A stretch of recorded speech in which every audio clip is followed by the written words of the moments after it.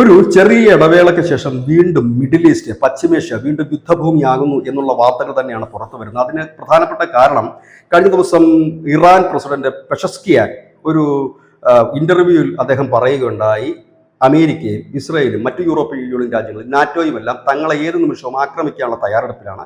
നിലവിൽ ഉപരോധങ്ങൾ കൊണ്ട് തങ്ങളെ വീർപ്പുമുട്ടിച്ചിരിക്കുന്നു. ഇറാഖ് യുദ്ധകാലത്തേക്കാൾ കഷ്ടമാണ് ഇപ്പോൾ ഇവരുടെ ഉപരോധങ്ങൾ. അതിനിടയിലാണ് ഭാവി ആക്രമണങ്ങൾ ചർച്ച ചെയ്യുന്നതിന് വേണ്ടിയിട്ട് ഇസ്രയേൽ പ്രധാനമന്ത്രി ബെഞ്ചമിൻ നെതന്യാഹു ഈ അടുത്ത ദിവസം അമേരിക്ക സന്ദർശിക്കുന്നുണ്ട്. അതിനു മുമ്പാണ് പെഷസ്കിയാന്റെ ഈ ഒരു ഇന്റർവ്യൂ ഇപ്പോൾ പുറത്തു വന്നിരിക്കുന്നത്.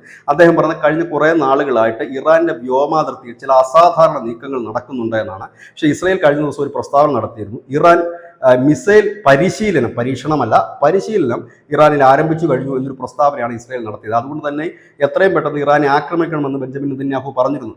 ആ കാര്യങ്ങൾ കൂടി ചർച്ച ചെയ്യുന്നതിനാണ് ബെഞ്ചമിൻ നെതന്യാഹു ട്രംപിനെ കാണുന്നത്. ഒപ്പം തന്നെ സിറിയയിൽ തുർക്കി വിന്യസിച്ച ഡ്രോണുകളെ കുറിച്ചും, കാരണം ഈ ഡ്രോണുകൾ വിന്യസിച്ചത് സിറിയയെ രക്ഷിക്കാൻ വേണ്ടിയിട്ടല്ല, പകരം ഈ ഡ്രോണുകൾ വിന്യസിച്ചിരിക്കുന്നത് ഇസ്രയേലിന്റെ നീക്കങ്ങൾ മനസ്സിലാക്കി ഇറാനെ ചോർത്തി നൽകുവാനാണ് എന്നാണ് ഇസ്രയേൽ പറയുന്നത്. അതുകൊണ്ട് തന്നെ ഈ ഇറാനെ അടിക്കാൻ പോകുന്ന വഴിക്ക് തുർക്കിക്കിട്ടും ഒന്ന് കൊടുക്കുമോ ഇല്ലയോ എന്നുള്ളൊക്കെ ചർച്ചകളാണ്, യുദ്ധസമാനമായ ചർച്ചകൾക്കാണ് നെതന്യാഹു ട്രംപിനെ കാണുന്നത് എന്ന് തന്നെയാണ് ഇന്റർനാഷണൽ മാധ്യമങ്ങൾ റിപ്പോർട്ട് ചെയ്തത്. പക്ഷേ ഇറാൻ പറയുന്നത് ഇറാനെ അടിക്കുന്നതിനുള്ളൊരു നീക്കമാണ്, അതിനുള്ളൊരു പെർമിഷനാണ് ഇപ്പോൾ നടക്കുന്നത്. ഇതിനിടയിൽ അമേരിക്കൻ പ്രസിഡന്റ് ഡൊണാൾഡ് ട്രംപ് പറഞ്ഞത് ഭാവിയിലും ആക്രമണം ഇറാന് നേരെ ഉണ്ടായേക്കാം എന്ന ഒരു പ്രസ്താവന ഇടയ്ക്ക് നടത്തുകയും ചെയ്യുന്നു. ഏതായാലും വീണ്ടും മിഡിൽ ഈസ്റ്റ് ശ്രദ്ധാകേന്ദ്രമാകുന്നു. കാരണം യുദ്ധമൊഴിഞ്ഞ കാലം മിഡിൽ ഈസ്റ്റ് ഒരു കാലത്തും ഉണ്ടായിട്ടുമില്ല. News desk Malayalam.